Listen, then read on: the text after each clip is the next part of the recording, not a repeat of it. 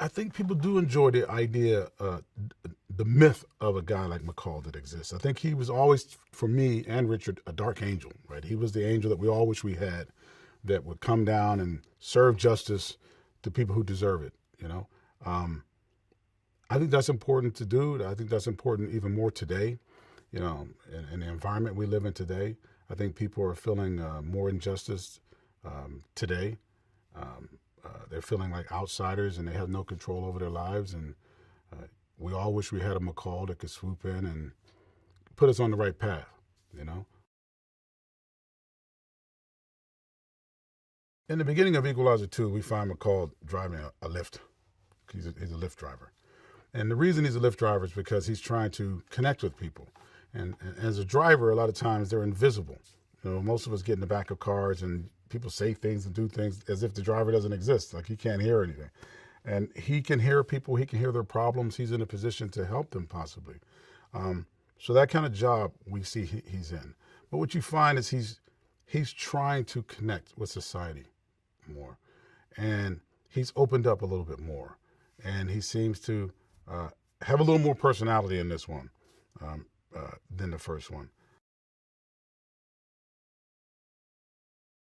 Well, it starts off in Turkey on a train, and you feel the scope of the film. It certainly has an epic feel. Um, and then it returns to Boston. Uh, but the events that are taking place leads us to Brussels.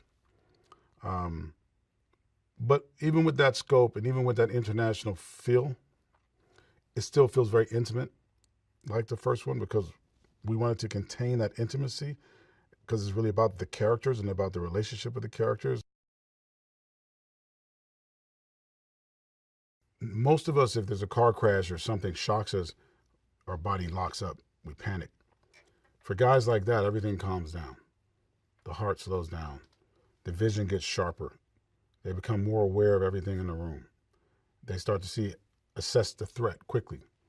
So Equalizer-Vision is really all about how men of violence will assess a moment in a room.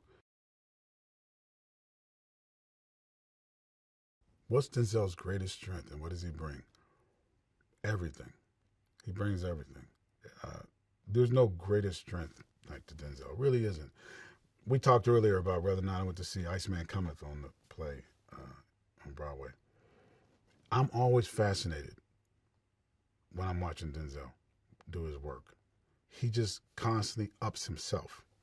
And I think Denzel just is always looking to be better.